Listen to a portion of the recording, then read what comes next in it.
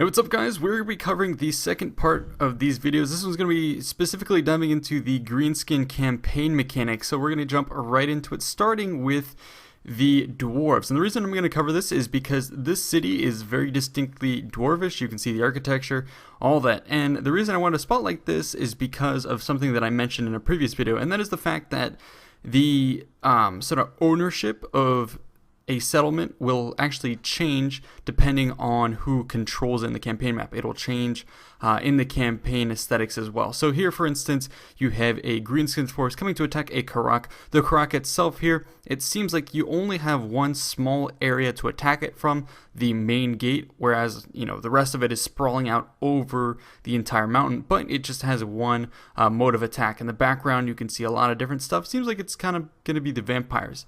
We'll probably talk about them separately, but for now, we're just going to focus in on this attack on the city. The Greenskin banner here looks beautiful. I think you can customize those.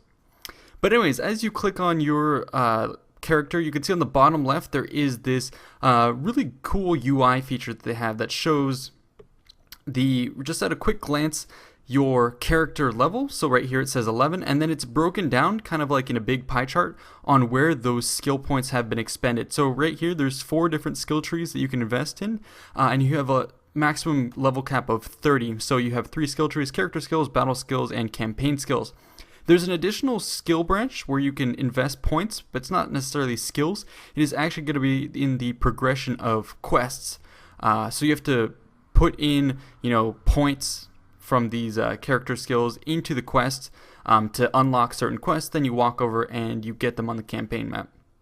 That's mostly what I wanted to talk about, but it's I like the approach to the UI in all of Warhammer. It seems like they're doing a lot better than they did in Rome 2 and even Attila. I mean, this number 11 at a glance, you can tell that this guy is much more experienced when it comes to battle skills. More than half of his experience is vested in that, and you can also see that present when you click on other characters. So he may seem like a very high character, but if you click on him, it might not be as dangerous on the battlefield. You can also see how the weapons and armor can be equipped to your hero. Keep in mind that you do have to unlock these using quest battles or even taking it from other forces. It's been confirmed that if you defeat an enemy in battle, you can strip away some of their items, so that's pretty cool. And then you have to select them and put them, equip them to your hero. You have limited slots. So for example, here, this character is going to be wearing the armor of Gork, which I'm not quite sure how you get it, but apparently the lore behind it here says it's reforged from the suits of slain stunties. That's going to be the dwarfs themselves. Gives you armor, charge bonus, and health, whereas the battle axe of the last WAAAAGH right through there is something else you can equip. It does plus 8% weapon damage. So you can imagine you're going to be running around the world trying to scavenge all of these rare mythic weapons, either through quests or by killing particular opponents. And equip them as they suit your need. Obviously, you may want to tailor yourself to do better in terms of morale, or maybe it's armor, or maybe it's attack. Different combinations like that, which is going to be interesting. The next thing you're going to notice on the bottom left is going to be this fightiness meter. And this functions kind of like attrition in the past, but it has 2 kind of benchmarks that you'll notice right there on the top and the bottom. So I'm going to blow this up a little bit bigger so you can take a look at it. So the green bar right there in the center kind of tells you where you're at, and that can go up and down. It's just like the attrition meter that we saw before for your army, basically.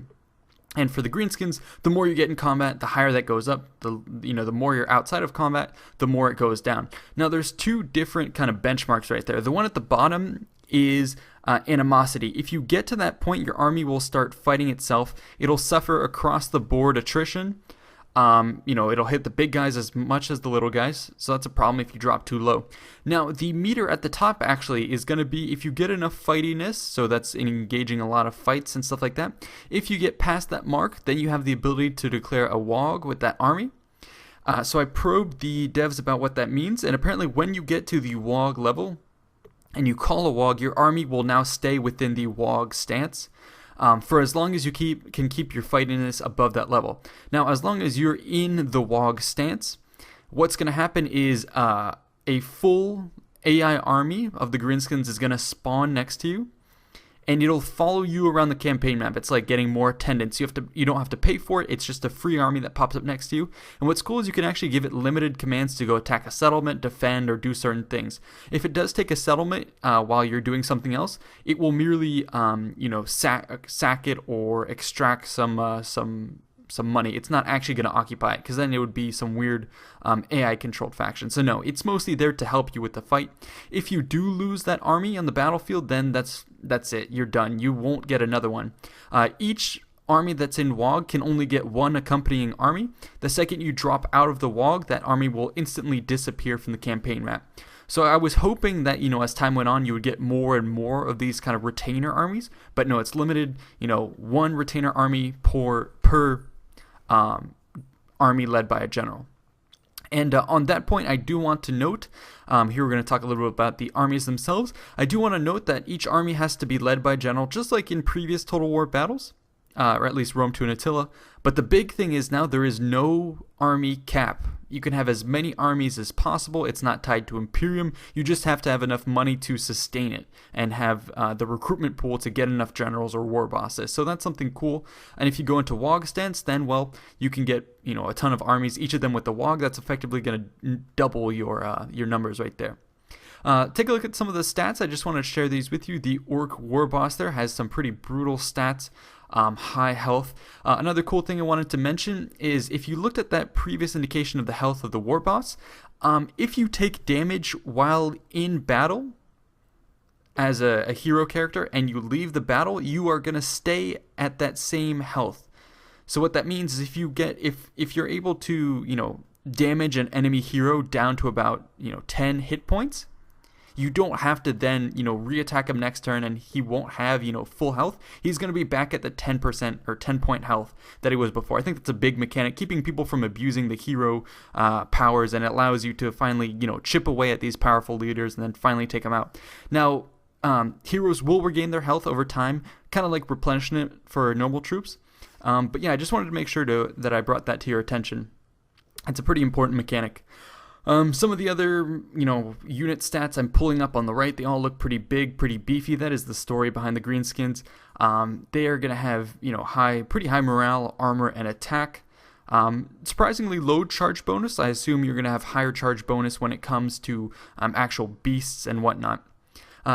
If you look at the center, it says, 75 coin upkeep. Some of these are a little higher. I'm surprised that the Night Goblin archers are, but perhaps because they're a little bit more specialized in terms of what they do. Speaking of specialization, take a look at the top thing that they have, which is poison attacks. Keep in mind that different units have different abilities.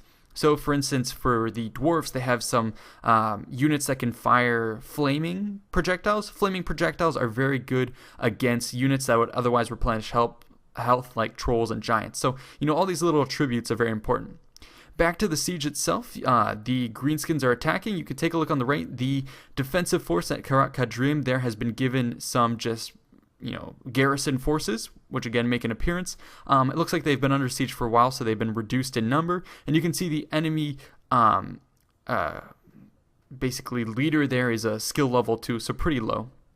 Now, before you go into battle, if you take a look on the left, you can get these banners. This is something that you see on the tabletop, and you have to unlock these banners. And what these banners do is you click on them, and then you can actually equip the banners to specific units within your army at the start of every battle. So Mork's War Banner, for instance, gives you magic damage resistance. The other one is the Banner of Rage, which gives you plus 10% charge bonus, plus 10% melee attack, immune to psychology. And these banners are banners that I believe you get through different either quests or feats of combat, or maybe even unlocking them as a skill tree for your general. But it's very cool.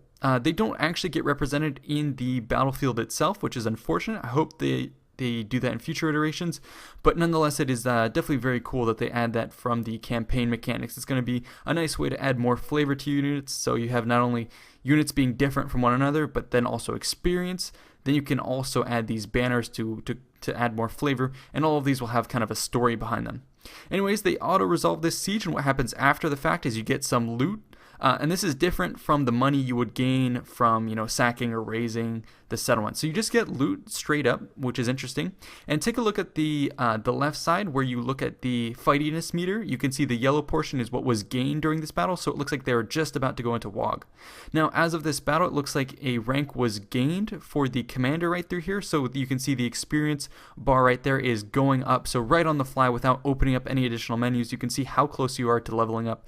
Again, putting all this up at the forefront is very important. Now, once you do take a settlement, you have a couple different options. Here you can see what happens for the Greenskins: occupy, loot and occupy, sack, and raise. I'm going to blow this up for you so you can see a little better. The artwork, again, is very beautiful. The rewards that you get from this, the money seems relatively low considering this is a huge Karak, so I was hoping they would have more money that you would get from this.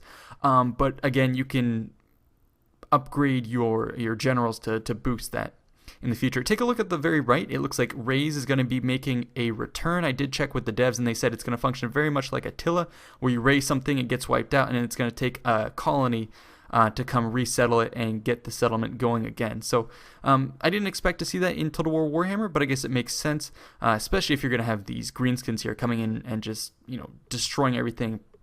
Same thing will happen with Chaos and the Vampire Count. So expect to see a lot of desolation here. When you do decide to occupy or loot and occupy, as I said in a previous video, the settlement is then going to be basically transformed to look like your faction. So you can see here the Greenskin iconography all over the settlement itself. Now within the settlement, all the buildings, for example, if they were on high tier previously, they're going to be dropped down to a medium tier and then converted to Greenskin buildings. So if you take over a settlement like this, you are not going to be using any of the dwarf buildings. It's going to be converted to you.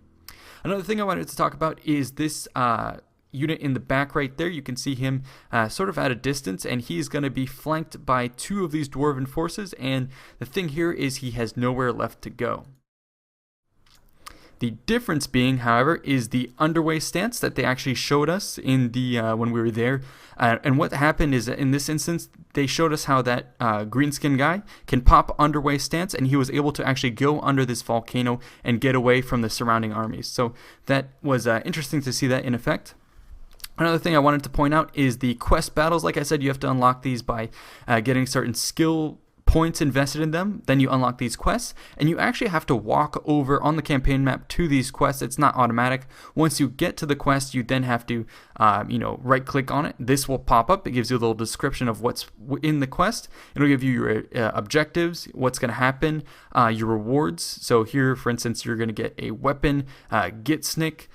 So this is one of the ways you get these different items, legendary items that you can then see have different effects. So +6 melee damage base and +12 melee damage for armor penetration. And these are things that you would then have to choose to equip to your legendary lord. And like I said before, I think you are able to scavenge these from defeated enemies as well. Now keep in mind the enemy force is going to remain the same, so you are able to attempt quests unlimited amounts of time until you actually win it. So what that means is you will probably want to engage in these fights with the right army composition. You may want to go ahead and try it just first and foremost, get a taste for it, back out, and then try it again a second time with a different army combination. But yeah, that's it for what I got right now. I am going to go ahead and sign off. We have more information coming soon. I will see you guys in the next one. Peace out.